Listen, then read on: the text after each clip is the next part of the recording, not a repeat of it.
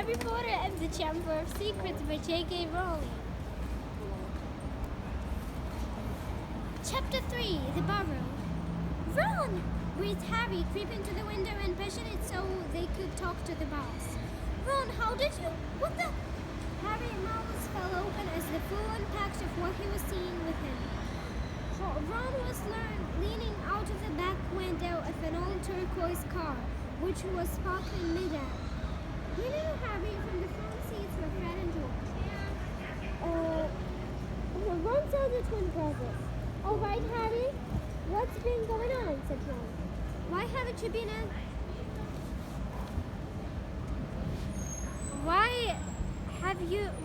you been answering my letters? I've asked you to stay about 12 times. And then Dad came home and saying you'd got an official warning from using magic in front of muggles. It wasn't me. And how did he know? He walks from the ministry, said Ron. You know we're not supposed to do spells outside school. Bit rich coming from you, said Harry, staring at the floating car. Oh, this doesn't count, said Ron. We're only borrowing this. It's Dad's. We didn't enchant it. But doing magic in front of those muggles you live with, I told you I didn't, but I will take too long to explain now. Look, can you explain to them at Hogwarts that the Dursleys have locked me up and won't let me come back, and obviously I can't magic myself out, because the Ministry will think that the second spell I've done in 3 days. So, stop gibbering, said Ron. We'll come to take you for home with us. But you can't magic me out either. We don't need to, said Ron, jerking his head towards the front seats and grinning. You forget who I've got with me. Tie that round the bars, said Fred, throwing the end of the rope to Harry. If the Dursleys wake up, I'm dead, said Harry as he tied the rope tightly around the bar, and Fred rooted up the car. Don't worry, said Fred, and stand back. Harry moved back into the shadows next to Hedwig, who seemed to have realized how important his was and kept still and silent. The car rooted louder and louder, and suddenly, with a crunching noise, the bars were pulled clean out of the window as Fred drew straight up in the air. Harry ran back to the window to see the bars dangle a few feet above the ground. Panting, Ron hoisted them up into the car. Harry listened anxiously, but there was no sound from the Dursleys' bedroom. When the bars were safely in the black seat with Ron, Fred reversed as close as possible to Harry's window. Get in, Ron said. But all my Hogwarts stuff, my wand, my broomstick, where is it? Locked in the cupboard under the stairs, and I can't get out of this room. No problem, said George to the front passenger seat. Out of the way, Harry. Fred and George climbed carefully through the window into Harry's room. You had to hang it at them, though Harry, as George took an ordinary hairpin from his pocket and started to pick the lock. I love that wizards think it's a waste of time knowing this sort of magical trick, said Fred. But we feel like there's skill worth learning, even if they are a bit slow. There was a small click and the door swung open. So we'll get you a trunk. You'll grab anything you need from your room and hand it up to Ron, whispered George. Watch out for the bottom stair. It creaks, said Harry whispered back as the twins disappeared under the dark landing. Harry dashed around his room, collecting his things together and passing them out of the window to Ron. Then he went to help Fred and George have his trunk up the stairs. Harry heard Uncle Vernon cough. At last, panting, they reached the landing, then carried the trunk through Harry's room to the open window. Fred climbed back into the car to pull with Ron, and Harry and George pushed from the bedroom side. Inch by inch, the truck slid through the window. Uncle Vernon coughed again. A bit more, panted Fred, who was pulling from the inside car. One good push.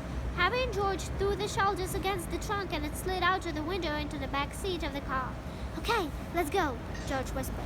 But as Harry climbed under the window, still there came a sudden loud screech from behind him, followed immediately by the sound of Uncle Vernon's voice. The dirty owl! I forgot a Hedwig! Harry tore back across the room as his landing light clicked down. He snatched up Hedwig's cage, dashed to the window, and passed it out to Ron. He was scrambling back onto the chest of drawers when Uncle Vernon hammered the locked door, and it crashed open. For a split second, Uncle Vernon stood framed in the doorway. Then he let out a bellow like an angry ball and jabbed at Harry, grabbing him by the ankle. Ron, Fred, and George seized Harry's arms and pulled as hard as they could. "Petunia!" roared Uncle Vernon. He's getting away! He's getting away!" The Weasleys gave a gigantic stud, and Harry's leg slid out of Uncle Vernon's path. As soon as Harry was in the car and his slammed the door shut, Ron yelled, "Put your foot down, Fred!" And the car shot suddenly towards the moon. Harry couldn't believe it. He was free. He wound down the window, the night air whipping his hair, and looked back at the shrinking rooftops of Private Drive. Uncle Vernon and Petunia and Dudley were on and hanging dumbstruck out of Harry's window. "See you next summer!" Harry yelled. The Weasleys rode with laughter, and Harry settled back in his seat, grinning from ear to ear. "Let Hedwig out," he told Ron. "She can fly behind us. She hasn't had a chance to stretch her wings for ages." George handed the hairpin to Ron, and a moment later, Hedwig was soared joyfully out of the window to glide alongside them like a ghost. "So what's the story, Harry?" said Ron impatiently. "What's been happening?" Harry told them all about Dobby. The worrying had given Harry and the fiasco of the violet pudding. There was a long, shocked silence when he had finished. "Very fishy," said Fred finally. "Definitely doggy," agreed Dodge. "So, he wouldn't even tell you who's supposed to be plotting all this stuff?" "I don't think he could," said Harry. "I told you, every time he got close to letting something slip, he started banging his head against the wall." He saw Fred and George look at each other. "What, you think was lying to me?" said Harry. "Well," said Fred, "put it this way, house elves have got powerful magic of their own. But they can't usually use it without their master's permission. I reckon old Dobby was sent to top you to coming back to Hogwarts. Someone idea of a joke. Can you think of someone at school that's with a grudge against you?" "Yes," said Harry and Ron together instantly. "Draco Malfoy," Harry explained. "He hates me." "Draco Malfoy?" said George, turning round. "Not Lucius Malfoy's son?" "Must be. It's not a very common name, is it?" said Harry. "Why?" "I've heard Dad's talking about him," said George. "He was a big supporter of you-know-who, and then you-know-who disappeared," said Fred, craning around to look at Harry. "Lucius Malfoy came back saying he'd never meant any of it. Load of dung. Dad reckons he was right in you-know-who's inner circle." Harry had heard these rumors about Malfoy's family before, and they didn't surprise him at all. Draco Malfoy made Dudley Dursley look like a kind, thoughtful, and sensitive boy. "I don't know whether Malfoy was a house elf," said Harry. "Well, whoever owned him must be an old wizarding family, and they will be rich," said Fred. "Yeah, Mama's always wishing we had a house elf too, to do the irony," said George. "But all we've got is a loosey old ghoul in the attic and the gnomes all over the garden. House elves come with big old manors and castles and places like that. You wouldn't catch one in our house." Harry went silent. Judging by the fact that Draco Malfoy usually had the best of everything, his family was rolling in wizard gold. You could just see Malfoy strutting around a large manor house, sending the family's parent to stop Harry going back to Hogwarts. Also sounded exactly like the sort of thing Malfoy would do. Had Harry been stupid to take Dobby seriously? "I'm glad we came here to attack you, Hathaway," said Ron. "I was getting really worried when you didn't answer to any of my letters. I thought it was Errol's fault at first." "Who's Errol?" "Oh, well, he's ancient. It wouldn't be the first time he'd collapsed in a delivery. So when I tried to borrow Herman..." "Who?" "The owl Mom and Dad brought Percy when he was made a prefect," said Fred from the front.